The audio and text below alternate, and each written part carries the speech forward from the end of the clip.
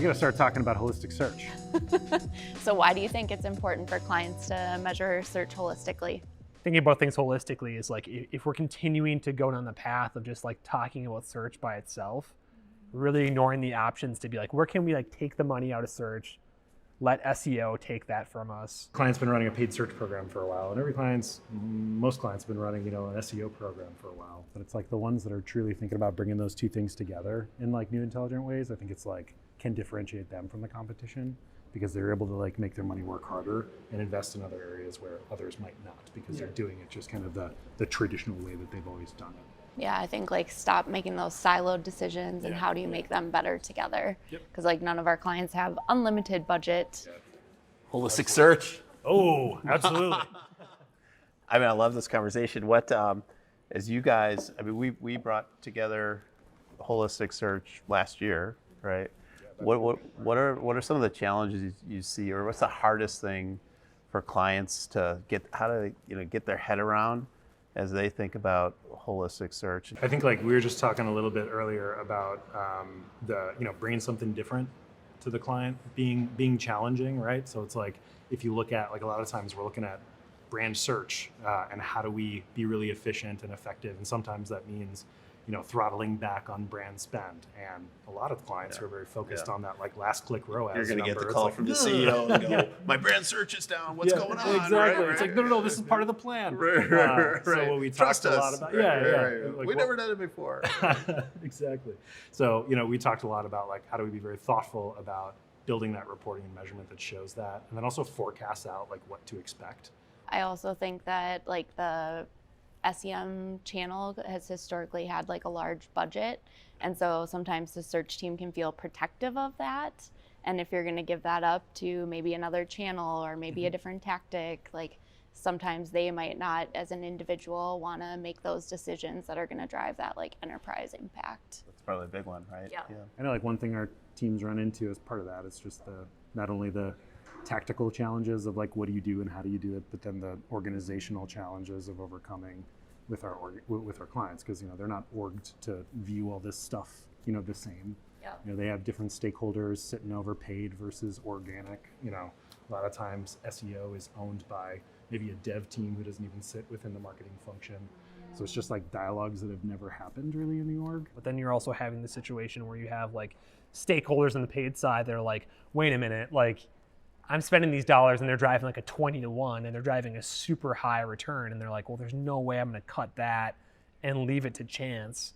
So it's like bringing that together can be tough, and it's it's a tough nut to crack, and it's a hard story to tell at times. But like really, like you need to have like all teams together and have that unified like view of reporting. And I mean, I think we've been talking about it, like the conversations we have almost every day now, like making it simple and just putting the things right side by side and understanding like, as paid goes down and organic goes up, and like we're saving the money and it's becoming we're getting the revenue and orders that we would have gotten over here, like that's a good story. Yeah. And I think that's why it's important to think about it from like the consumer first. Like if the consumer looks at this page, what are they going to do if we take that paid ad away? What's the natural journey they're going to be on? But it demands behavioral change, right? Yes. And organizational change probably, and maybe partner change, because they've had two partners, and can they work together? Can they not? So that's a lot of change. So recognizing, we're just in the midst of this change that clients it's gonna take some time, but important conversation, very, very important, from opening up dollars to spend on incremental impact versus, beating ourselves up, right?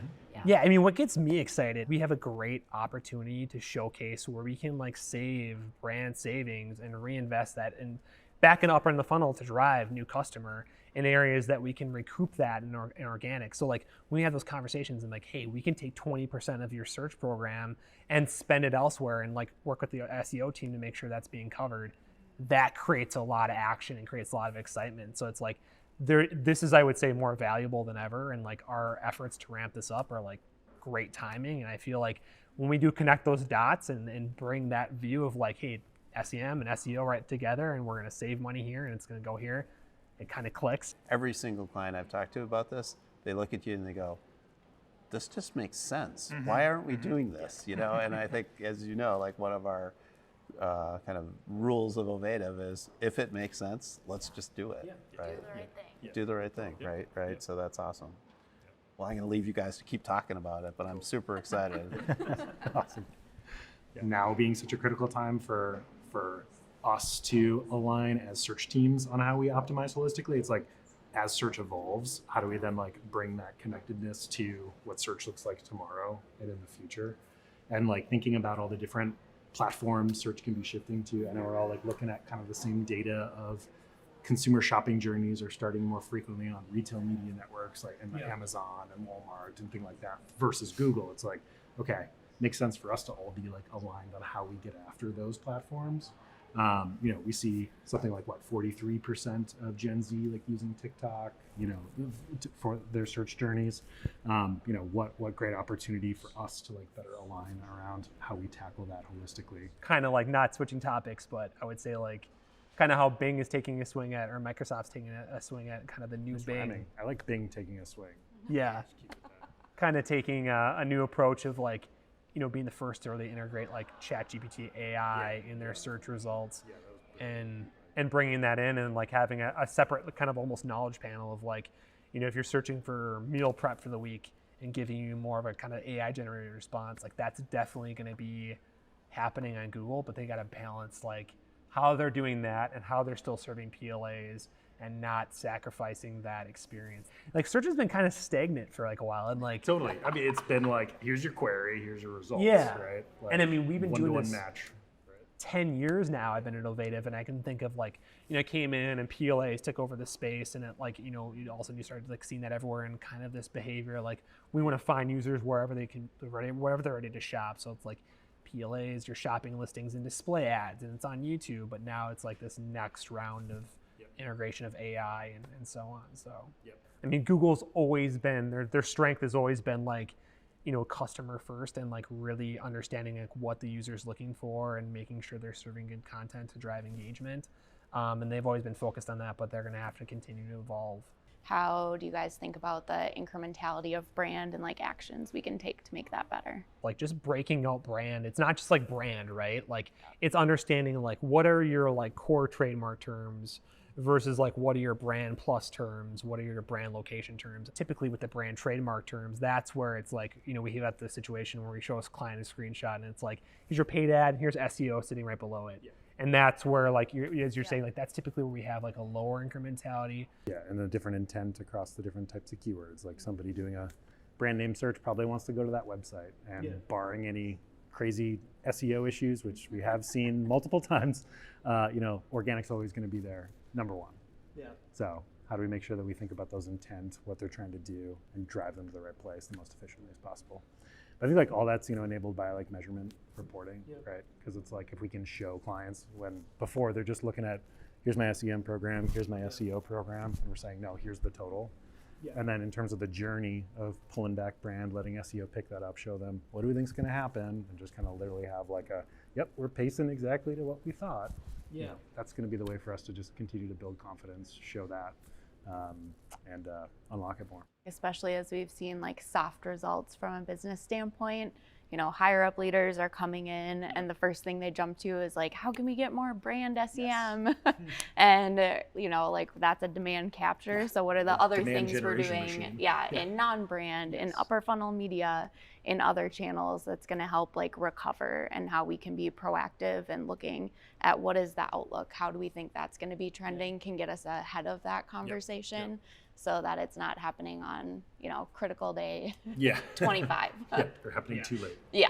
So Scott, what do you think is important when clients are just getting started with a holistic search? Great question.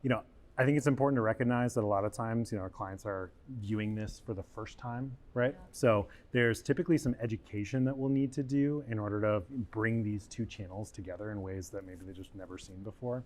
So I think it can really all start with having a great meeting, with our clients where we're really walking through and like showing them the opportunity. When we are starting with a new client, we often like talk about like bringing the data sets together, looking at the key segmentations and breaking that apart. Like what are some of the things that you found have been the initial like wins to get a client on board to start making decisions, not just give them the options, but make the decision to drive holistic search forward. I think like that gap analysis of understanding, like, taking your keyword segment across, like segmentation across like SEO and paid, like it's surprising in some cases where it's like, hey, you don't have any keyword coverage around these types of searches around this category that actually ranks really well at high as a product on your site. Like, I think there can be total gaps, but there can also be situations where like, wow, this product or like this category is working really well for paid search. We got to put a little bit more juice and a little bit more like effort into building more content on site for SEO as well. Yeah, I think like looking at that, like paid and organic, doing the gap analysis, but I think also reminding our clients, not just thinking about the marketing terms that they use to talk about their products, but how are the consumers looking for products similar to what they sell. That helps bring us back to that like consumer intent. What is the consumer doing? That's going to help us make better decisions. Totally, yes. And I think the power from us joining our forces across paid and organic when it comes to segmenting and understand those keywords is that we're like using a common knowledge base, right?